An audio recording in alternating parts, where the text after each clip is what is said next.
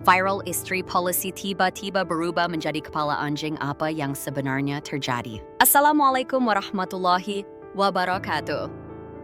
Cerita ini mengisahkan tentang seorang istri policy yang tiba-tiba berubah menjadi anjing. Apa yang sebenarnya terjadi? Sebelum menyimak kisahnya, sempatkanlah menulis sholawat Nabi di kolom komentar sebagai tanda penghormatan kita kepada beliau. Hujan turun deras malam itu, membasahi atap rumah kecil di sudut kota yang ditempati oleh Adhi, seorang policy yang dikenal tegas namun penyayang. Hujan yang turun sejak sore semakin lebat, seolah menambah hawa dingin yang merayapi setiap sudut ruangan. Adhi baru saja pulang dari tugasnya. Tubuhnya lelah setelah seharian berpatroli. Namun ada sesuatu yang aneh. Rumah yang biasanya hangat dan penuh kehadiran istrinya, Susi, terasa begitu sunyi. Susi, panggilnya, meletakkan sepatu dan jas hujan di dekat pintu. Tidak ada jawaban. Adhi mengernyit. Biasanya istrinya selalu menyambutnya dengan senyum hangat, menawarkan teh hangat atau sekadar bertanya bagaimana harinya. Namun kali ini, rumah itu begitu dingin dan hampa. Ia berjalan menuju kamar, hatinya mulai diliputi kecemasan. Saat pintu kamar perlahan dibuka, napasnya tercekat. Di atas ranjang, seseorang duduk membelakanginya. Rambut panjangnya terurai berantakan, tubuhnya gemetar, selalu sedang menahan sesuatu yang tak bisa diungkapkan dengan kata-kata. Susi, Adi melangkah mendekat. Tiba-tiba wanita itu menoleh.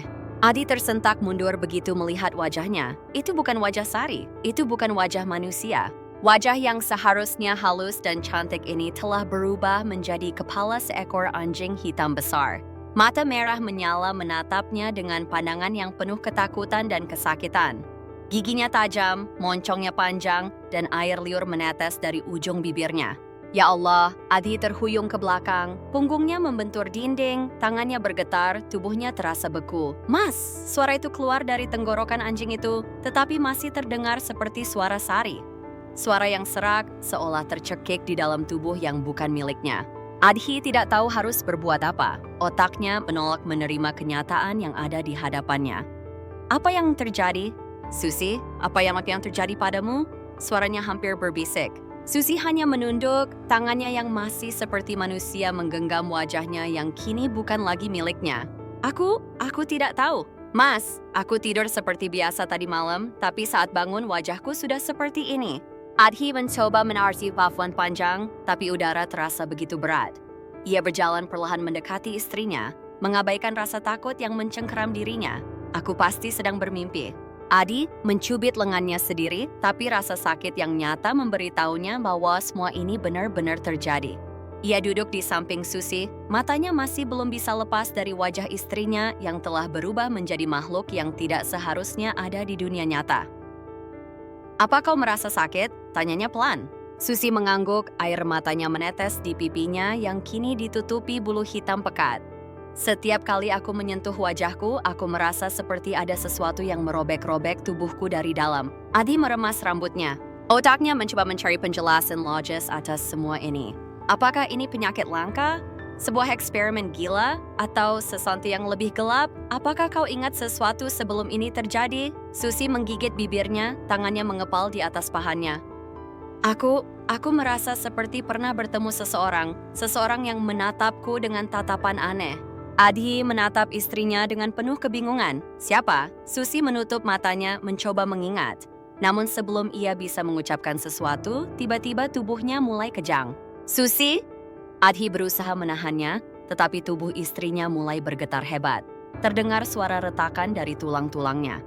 Adhi bisa melihat bagaimana jari-jari Susi mulai menekuk dengan tidak wajar, seolah sedang berubah bentuk. Kulit di lengannya menghitam, bulu-bulu mulai tumbuh lebih tebal. Wajahnya yang sudah berbentuk anjing kini tampak semakin menyerupai binatang sepenuhnya. Teriakan Susi berubah menjadi lolongan panjang yang memilukan. Suara itu menggema di seluruh ruangan, menusuk hingga ke tulang sumsum Bayu. Tidak tahan melihat penderitaan istrinya, Bayu meraih selimut dan menutupi tubuh Susi yang terus menggeliat. Bertahanlah sayang, aku akan mencari cara. Hujan di luar semakin deras. Petir menyambar langit, menyinari kamar mereka dengan cahaya sesaat. Adhi menatap istrinya yang kini menangis dalam diam, menutup wajah anjingnya dengan tangannya sendiri. Ketakutan dan keputusasaan merayap tubuh Bayu. Ia harus menemukan jawaban. Ia harus tahu apa yang telah terjadi pada istrinya. Dan ia harus menemukannya secepat mungkin sebelum semuanya menjadi lebih buruk. Malam itu terasa begitu panjang bagi Bayu. Hujan masih belum reda, menambah suasana mencekam di dalam rumah mereka. Suzy terbaring di atas ranjang dengan tubuh menggigil, masih sesekali mengeluarkan suara erangan yang lebih mirip dengan keluhan seekor anjing yang terluka. Adi duduk di sisi tempat tidur, matanya tak lepas dari wajah istrinya yang kini bukan lagi wajah manusia. Ia mengusap rambut sari yang masih sama seperti dulu, meskipun wajahnya telah berubah menjadi sesuatu yang mengerikan. Pikirannya berputar, ini bukan penyakit. Ini bukan sesuatu yang bisa dijelaskan dengan ilmu medis. Ini adalah kutukan. Tadi kau bilang kau bertemu seseorang, tanya Bayu, suaranya bergetar. Susi membuka matanya yang kini berwarna merah gelap, mengingat kembali kejadian sebelum kutukan ini menimpanya. Sehari sebelumnya, pagi itu, Susi pergi ke pasar seperti biasa. Ia mengenakan baju sederhana namun tetap terlihat anggun. Pasar pagi masih basah oleh embun. Beberapa pedagang mulai menjajakan dagangan mereka. Di salah satu sudut jalan, seorang nenek tua berdiri di bawah pohon rindang. Pakaiannya lusuh, tubuhnya ringkih, dan wajahnya penuh keriput. Ia membawa keranjang kecil berisi bunga melati yang tampak segar meskipun tubuhnya terlihat begitu rentah. Nah, belilah bunganya, harum dan membawa berkah, ucap sang nenek dengan suara parau, tangannya terulur ke arah Susi. Susi yang saat itu sedang terburu-buru hanya melirik dengan tatapan sinis.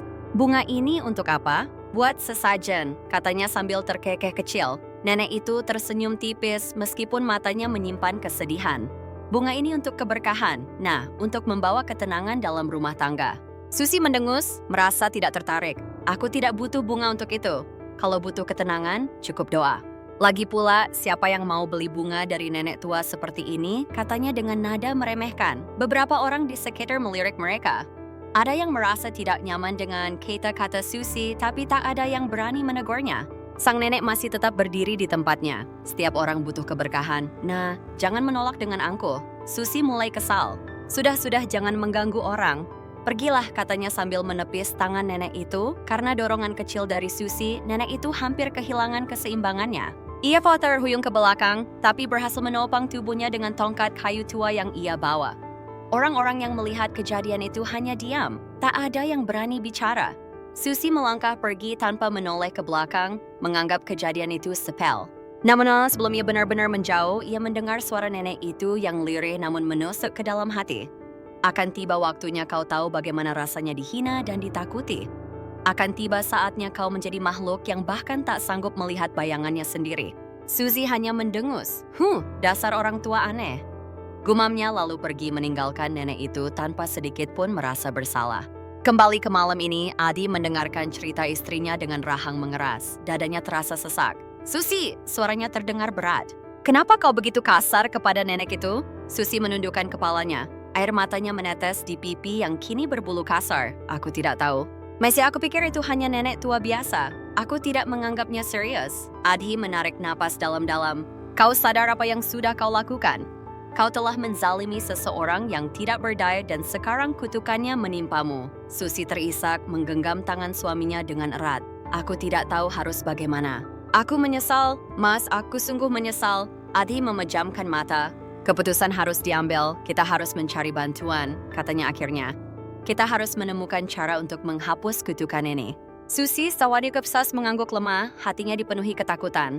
Adi segera mengambil jaketnya. Ia tahu bahwa ada satu orang yang bisa membantunya. Seseorang yang paham tentang hal-hal yang tak bisa dijelaskan oleh logika manusia. Malam masih panjang, tapi waktu terus berjalan. Jika mereka tidak segera menemukan jawaban, Adi takut akan sesuatu yang lebih buruk menanti istrinya. Di luar, petir kembali menyambar, menerangi bayangan Susi yang terpantul di kaca jendela. Namun di kaca itu, bayangan Susi bukanlah seorang wanita yang tampak hanyalah bayangan seekor anjing hitam besar yang duduk termenung dalam kegelapan. Malam itu Adi tak bisa tidur. Matanya terus menatap Susi yang kini terbaring lemah di ranjang. Nafas istrinya terdengar berat, sesekali tubuhnya tersentak, seakan ada sesuatu yang bergerak di dalam dirinya, sesuatu yang ingin keluar. Wajahnya yang kini berbentuk kepala anjing tampak penuh kesedihan. Mata merah gelap itu menatap kosong ke langit-langit kamar, sesekali berkedip dengan sisa-sisa air mata yang wafamut serahan. Adi mengepalkan tangannya, ia tak bisa tinggal diam. Tanpa pikir panjang, ia mereh ponselnya dan menelepon seseorang yang mungkin bisa membantunya. Assalamualaikum Ustaz Rahman. Suara di seberang terdengar mengantuk, tetapi tetap tenang. Waalaikumsalam, ada apa? Adi, kenapa kau menelepon selarut ini?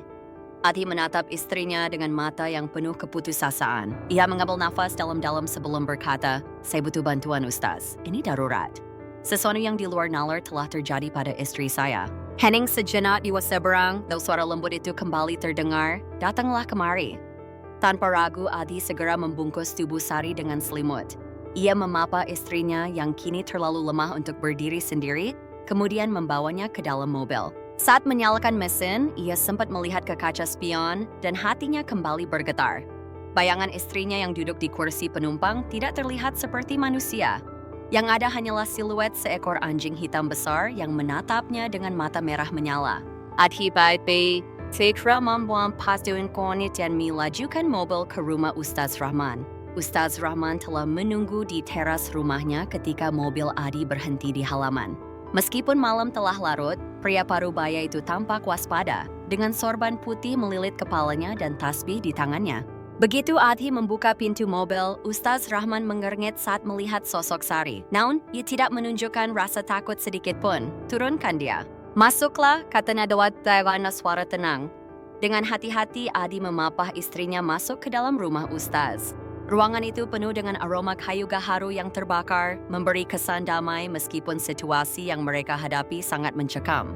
Setelah mereka duduk, Ustaz Rahman menatap Sari dengan mata penuh perhatian. Ia mengamati wajahnya yang kini berubah menjadi kepala anjing, melihat matanya yang merah dan kulitnya yang berbulu. Lalu sang Ustaz menutup matanya, mengambil tasbihnya dan mulai membaca doa-doa dengan suara pelan namun penuh kekuatan. Tak lama, Sari mulai gelisah. Nafasnya memburu, tubuhnya mulai menggeliat, seolah ada sesuatu yang sedang berusaha keluar dari dalam dirinya. Ustadz! Suara Sari bergetar, terdengar seperti suara manusia yang ditindih oleh suara binatang. Aku merasa panas. Ustaz Rahman membuka matanya, menatapnya dengan dalam. Katakan padaku, apa yang telah kau lakukan sebelum ini terjadi? Tanyanya lembut namun tegas. Susi terisak, ia menundukkan kepala anjingnya, menahan rasa malu yang begitu dalam. Suara Mimodi tersendat. Aku menyakiti seseorang. Ustadz seorang nenek tua di pasar. Ustadz Rahman menghela napas panjang. Ia menatap Bayu dengan ekspresi yang sulit diartikan, lalu kembali menatap Sari. Nenek itu bukan orang biasa, katanya pelan. Adhi terkejut. Apa maksud Ustadz? Ustadz Rahman mengusap janggutnya, seakan mencoba memilih kata yang tepat. Aku pernah mendengar tentang seorang perempuan tua yang sering menjual bunga melati di pasar. Ia dikenal sebagai wanita yang sangat sabar dan tak pernah menyimpan dendam meskipun sering diperlakukan buruk oleh orang-orang yang tak mengenalnya. Namun ada satu hal yang jarang orang tahu. Ia menatap Sari dengan tajam. Nenek itu memiliki ilmu yang sangat tinggi. Bukan ilmu untuk menyakiti, tetapi doa-doanya selalu dikabulkan. Hatinya begitu bersih sehingga jika ia terluka, doa yang keluar dari bibirnya akan menjadi kenyataan. Jika seseorang menzaliminya, maka tanpa ia minta pun, balasan dari langit akan datang kepada orang itu. Jantung Bayu berdegup kencang. Jadi ini benar-benar kutukan, suaranya hampir tak terdengar. Ustaz Rahman mengangguk. Ini bukan sihir, bukan guna-guna. Ini adalah doa dari hati yang tersakiti dan doa itu telah dikabulkan. Susi menangis semakin keras. Tangannya Bina yang masih berbentuk manusia mencakar wajahnya sendiri, seolah ingin merobek kulitnya yang telah berubah. Aku tidak tahu. Ustaz, aku tidak tahu kalau dia bisa mengutukku. Dia tidak mengutukmu, kata Ustaz Rahman dengan lembut. Dia hanya sakit hati dan Tuhan mendengar penderitaannya. Adhi merasa seluruh tubuhnya melemah. Ia menggenggam tangan istrinya dengan erat. Meskipun kini tangan itu terasa lebih kasar dan berbulu. Lalu bagaimana cara menghilangkan kutukan ini? Tanyanya dengan suara yang nyaris putus asa. Ustaz Rahman terdiam sejenak, lalu menatap mereka dengan penuh keseriusan.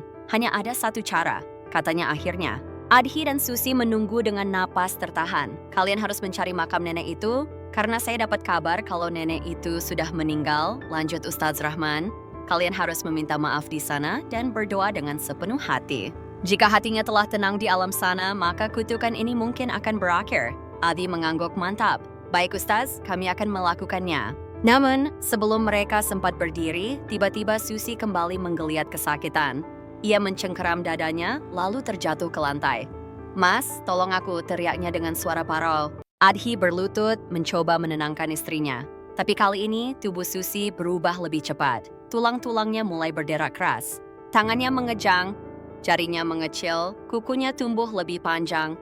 Bulu hitam kini menutupi seluruh tubuhnya dan suara erangan manusia di tenggorokannya perlahan menghilang, digantikan oleh suara geraman dalam yang lebih menyerupai hewan. Saat tubuhnya berhenti bergerak, Adhi tertegun. Istrinya kini telah berubah sepenuhnya menjadi seekor anjing hitam besar yang tergeletak lemah di lantai. Adhi menatapnya dengan mata yang berkaca-kaca, sementara Ustaz Rahman menundukkan kepalanya dengan berat. Waktunya tidak banyak, bisik sang Ustaz. Kita harus segera mencari makam nenek itu sebelum semuanya terlambat. Di luar rumah angin berhembus kencang. Hujan telah reda, tetapi bayangan gelap masih menyelimuti malam yang belum berakhir. Adi menggendong tubuh Sari yang kini telah sepenuhnya menjadi seekor anjing hitam. Nafas istrinya masih tersengal. Sesekali tubuhnya kejang seolah sedang menahan rasa sakit yang luar biasa. Matanya yang dulu penuh kasih sayang kini hanya menyisakan sorot kesedihan dan ketakutan. Ustaz Rahman berdiri di dekat pintu, matanya tajam menatap Adhi. Kita harus segera pergi sekarang juga, katanya dengan nada tegas. Adhi mengangguk meskipun pikirannya masih dipenuhi kebingungan. Tapi Ustaz, di mana makam nenek itu? Saya bahkan tidak tahu siapa dia sebenarnya. Ustaz Rahman menarik napas panjang. Aku sudah menduga kau akan bertanya seperti itu. Makamnya tidak ada di pemakaman umum. Nenek itu bukan orang biasa. Dia dimakamkan di sebuah tempat yang jarang diketahui orang, jauh di pinggiran desa, di dekat hutan tua. Mendengar itu, Adi semakin merasa ada sesuatu yang tidak wajar, namun tak ada pilihan lain. Jika memang di sanalah jawaban atas penderitaan istrinya, maka ia harus pergi ke sana, bagaimanapun caranya. Tanpa membuang waktu, mereka bertiga, Adi, Ustaz Rahman, dan Susi yang masih dalam wujud anjing hitam, naik ke mobil dan melaju menuju desa yang dimaksud. Perjalanan ke desa itu terasa semakin mencekam. Adi menyetir dengan kecepatan sedang, sementara Ustaz Rahman duduk di sampingnya, terus membaca doa-doa. Di kursi belakang, Susi meringkuk lemah, sesekali mengeluarkan suara rintihan yang terdengar seperti perpaduan antara manusia dan binatang. Aku takut, Mas, suara Susi lirih nyaris seperti bisikan. Adhi menggenggam kemudi erat-erat, menahan air matanya. Aku di sini, sayang, aku tidak akan meninggalkanmu. Setelah 1 jam perjalanan, mereka akhirnya sampai di batas desa. Namun yang ada di depan mereka bukanlah pemukiman biasa. Yang mereka lihat hanyalah hutan lebat dengan jalan setapak kecil yang tampak hampir tidak pernah dilalui manusia.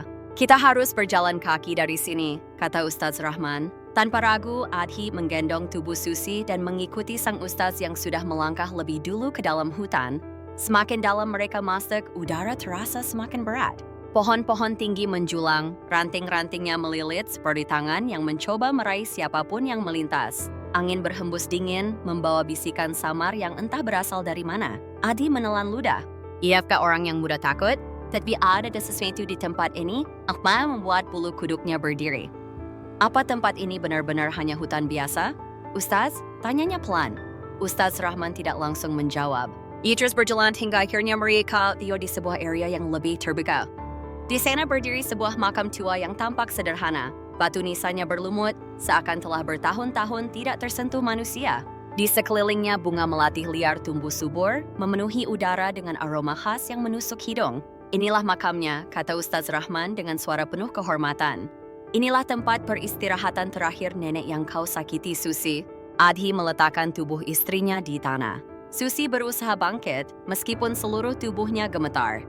Dengan kaki yang kini berbentuk cakar, ia perlahan merangkak mendekati makam itu. Dengan suara tersendat, ia mulai berbicara, nenek aku. Suaranya pecah penuh kesedihan. Aku tidak tahu apakah kau bisa mendengarku, tapi aku sungguh menyesal. Adhi melihat tubuh Susi bergetar lebih hebat. Napasnya tersengal-sengal, seperti ada sesuatu yang mencengkeram tubuhnya dari dalam. Aku tidak pernah berpikir bahwa kata-kataku bisa menyakitimu begitu dalam. Aku hanya sombong, aku tidak menghargai keberadaanmu, dan aku tahu aku pantas menerima ini semua. Air mata mengalir dari mata anjingnya. Tapi aku mohon, jika hatimu masih bisa memaafkan, lepaskan aku dari penderitaan ini. Hening, angin mendadak berhenti. Suasana di sekitar maka menjadi begitu sunyi hingga Adi bisa mendengar detak jantungnya sendiri. Kemudian, tiba-tiba aroma melati di sekitar mereka berubah menjadi sangat menyengat. Bunga-bunga yang tumbuh di sekitar maka mulai bergoyang meskipun tak ada angin. Suara samar, seperti seseorang yang sedang berbisik, terdengar di telinga mereka. Penyesalan tidak cukup, Adhi tersentak. Ia menoleh ke Ustaz Rahman, tetapi bisang Ustaz hanya diam, matanya tertutup. Mulutnya terus melafalkan doa-doa. Suara itu terdengar lagi, kali ini lebih jelas. Kau harus membayar kesombonganmu. Susi menangis semakin keras. Aku bersedia, aku akan melakukan apapun. Sekelebat bayangan hitam melintas di antara pepohonan, udara semakin dingin, dan tiba-tiba tubuh Susi tersentak ke belakang. Adi berusaha menariknya, tetapi ada kekuatan tak terlihat yang menahan tubuh istrinya di tempat. Susi berteriak kesakitan, cakarnya menggali tanah, seolah ada sesuatu yang mencoba menariknya ke dalam bumi. Adi, Papus halang translation akal. Tak peduli lagi apakah ini dunia nyata atau sesuatu yang berada di luar logika manusia. Ia berlutut di depan makam, menempelkan dahinya ke tanah dan berdoa dengan segenap jiwa. Tolong maafkan istri saya. Suaranya bergetar. Saya tahu dia salah tapi dia sudah menyesal. Jangan biarkan dia menderita selamanya. Ustaz Rahman meletakkan tangannya di bahu Adi. Ikhlaskan Adi. Bisiknya, Adi mengangkat wajahnya, matanya basah oleh air mata. Apa maksud Ustaz? Ikhlaskan apapun yang terjadi, biarkan kehendaknya yang berjalan. Adi menggenggam tangan istrinya yang masih gemetar. Aku tidak akan meninggalkanmu, Susi. Apapun yang terjadi. Susi menatapnya dengan mata penuh air mata. Mas, aku takut. Kemudian angin kaun kencang berhembus menerjang mereka. Suara melengking memenuhi udara. Bayangan hitam yang tadi samar kini melesat ke arah tubuh Susi dan dalam satu kilatan cahaya Susi menjerit untuk terakhir kalinya. Kemudian semuanya menjadi gelap, Adi membuka matanya perlahan. Seluruh tubuhnya terasa berat, seperti baru saja dihantam oleh sesuatu yang luar biasa besar. Di sekelilingnya, hutan masih sunyi, namun udara telah berubah. Tidak lagi terasa menekan atau penuh dengan aura kelam. Dengan tangan gemetar, ia mengangkat kepalanya dan menatap ke depan. Di sana, di atas tanah di depan makam nenek tua itu, Susi terbaring diam. Tubuhnya telah kembali. Tidak ada lagi bulu hitam, tidak ada lagi kepala anjing yang mengerikan. Ia kembali menjadi seorang manusia, istrinya yang dulu ia kenal, dengan wajah lembut dan mata penuh kasih sayang. Susi, bisiknya. Adi segera merangkap mendekat dan mengguncang tubuh istrinya. Susi, bangun, sayang, kita berhasil kutukanmu hilang. Namun Susi tidak bergerak. Adi mengguncangnya lagi, kali ini lebih keras. Susi, bangun, ini sudah berakhir. Hening, napas Adi tercekat di tenggorokan. Tangannya bergerak ke leher istrinya mencari denyut nadi. Darahnya terasa membeku. Dadanya naik turun dengan cepat, menolak kenyataan yang ada di hadapannya. Tidak mungkin. Adi mendekat tubuh istrinya, menggoyangkannya dengan kasar. Susi, bangun, jangan tinggalkan aku. Kau sudah bebas. Kita masih bisa kembali ke rumah. Kau masih bisa hidup bersamaku. Ustaz Rahman menutup matanya. Wajahnya dipenuhi kesedihan yang dalam. Adi, suaranya pelan, penuh kepedihan. Namun Adi menggelengkan kepalanya dengan keras. Tidak, dia masih bisa bangun. Dia hanya pingsan. Ia menekan dadanya, mencoba memberi napas buatan. Ia pegonin tubuh Susi, menampar pipinya pelan, mencoba membangunkannya, tapi Susi tetap diam. Ustaz Rahman mendekat dan meletakkan tangan di bahu Adi. Dia sudah pergi. Nah, Adi menoleh ke arah Ustaz Rahman dengan mata penuh keputusasaan. Tidak mungkin. Ini seharusnya menghilangkan kutukannya, bukan menghilangkan nyawanya. Sang Ustaz menarik napas dalam. Kutukan itu memang telah hilang. Tapi setiap doa yang terlontar dari hati yang tersakiti harus ada tebusannya. Adi menatap tubuh istrinya yang kini terbaring dengan damai. Air mata mengalir tanpa henti di pipinya. Jadi ini harganya. Ustaz Rahman menundukkan kepala. Iya, Adi mendekat tubuh Susi erat-erat, membiarkan dirinya menangis dalam diam. Hujan mulai turun perlahan, membasahi makam yang dipenuhi bunga melati. Adi mengusap wajah istrinya yang kini terlihat begitu damai. Wajah yang dulu dipenuhi ketakutan, kini telah tenang. Seolah ia telah menerima akar yang memang sudah digariskan untuknya. Seminggu setelah kejadian itu, Adi berdiri di depan makam Susi yang kini berdampingan dengan makam nenek tua itu. Ia telah mengurus pemakamannya dengan baik, memastikan bahwa Susi mendapatkan tempat peristirahatan yang layak. Tangannya menggenggam setangkai bunga melati. Ia letakkannya di atas nisan istrinya dengan hati yang berat. Susi, maafkan aku, suaranya bergetar. Aku tidak bisa menyelamatkanmu. Angin berhembus pelan, membawa aroma bunga melati ke sekelilingnya. Ustaz Rahman berdiri di sampingnya. Kau sudah buat yang terbaik, Adi.